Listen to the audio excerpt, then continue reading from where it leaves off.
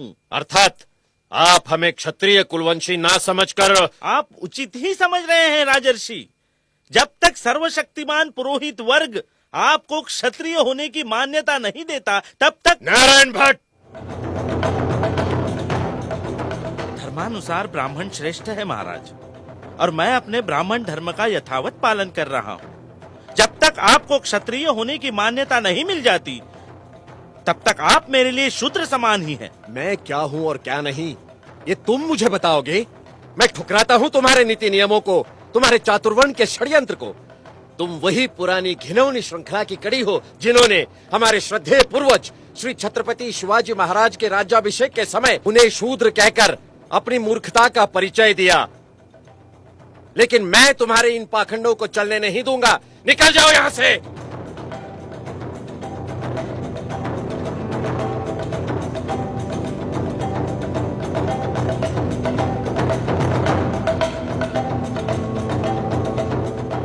जहां राजा के साथ इस तरह का व्यवहार होता है, तो सामान्य जनों का क्या?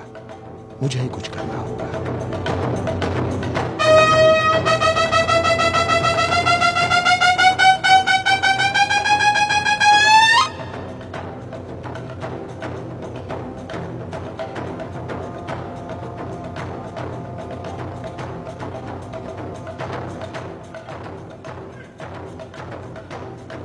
वर्णवाद ने हमें ही अपमानित किया है।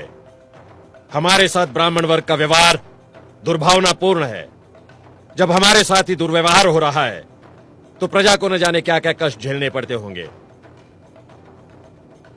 कुलकर्णी किसानों से जबरन पैसा वसूल करते हैं।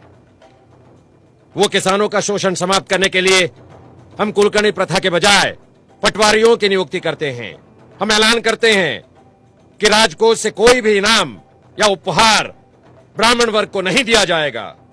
हमारे राज्य में सरकारी दफ्तरों में पिछड़ी जाति तथा निर्बल वर्ग को 50% आरक्षण लागू किया जाएगा तथा प्रत्येक देहात में प्राइमरी स्कूल खोला जाएगा। निम्न वर्ग के लोगों के लिए शिक्षा का व्यापक प्रसार किया जाएगा। मुस्लिम प्रजाजन शिक्षित बने, इसलिए हम स्वतंत्र रूप से मुस्लिम शिक्षा समिति गठित कर रहे हैं। कोल्हापुर रियासत का प्रशासन बहुजन कल्याण के लिए वचनबद्ध है।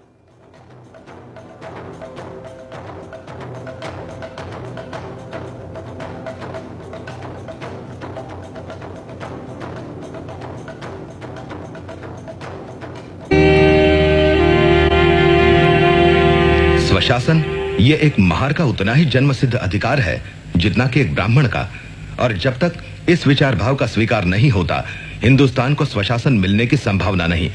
जिस स्वराज में पिछड़ी जातियों को मूलभूत अधिकार नहीं मिलते, वो सही स्वराज नहीं होगा, वो एक नई गुलामी होगी, एक महार।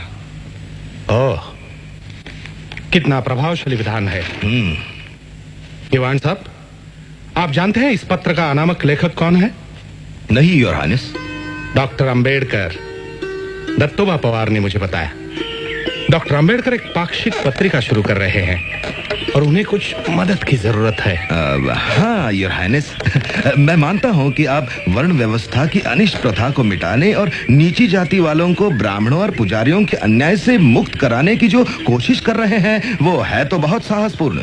फिर भी हमें जल्दबाजी नहीं करनी चाहिए। नहीं दीवान साहब, हमें हर तरह से डॉक्टर अंबेडकर का उत्साह बढ़ाना चाहिए, हर तरह से। हम मदद करेंगे उनके पाक्षिक मूक नायक की। मूक नायक, वंचित जगत का नायक। किती किती सांगू तुला, किती किती सांगू तुला ग, किती किती सांगू तुला ग, किती किती। शिवतरकर, लिखो। हिंदुस्तान भेदभाव का घर है। हिंदू समाज कई मंजिली इमारत जैसा है, जिसमें ना तो दरवाजे हैं और ना ही सीढ़ियां। जो जिस मंजिल पर पैदा हुआ है, उसे उसी मंजिल पर मरना है।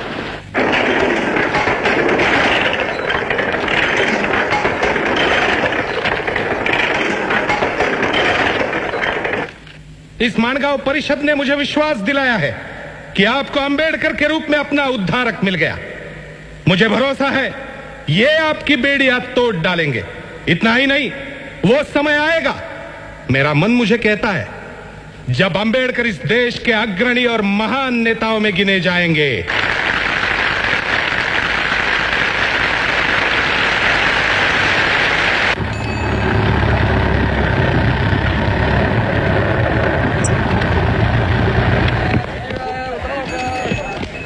अंबेडकर, ओ अंबेडकर, रमा, कौन हो सकता है? ओ अंबेडकर। लगता है शाहू महाराज हैं। चलो ऊपर ही चलते हैं। जी।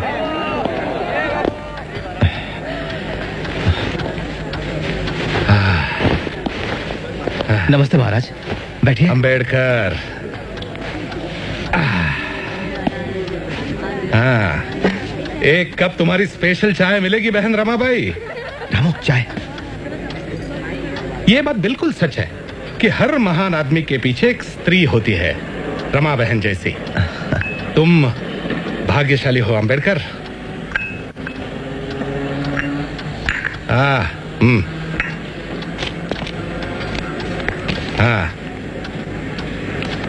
पढ़ाई के लिए लंदन जा रहे हो ना? मेरी छोटी सी भेंट, खोलिए उसे। धन्यवाद। बहुत अच्छे। तो चले, मूकना है, कॉफी जो जाना है।